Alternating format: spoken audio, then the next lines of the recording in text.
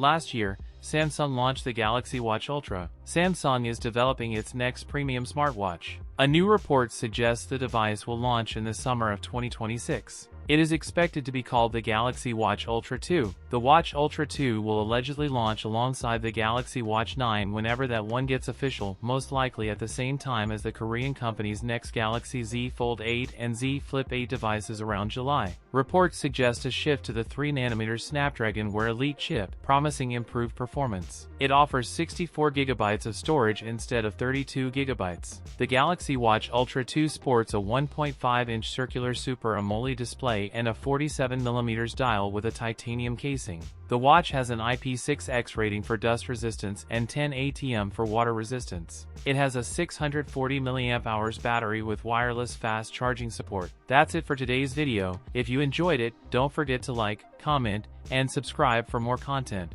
Thanks for watching, and I'll see you in the next one.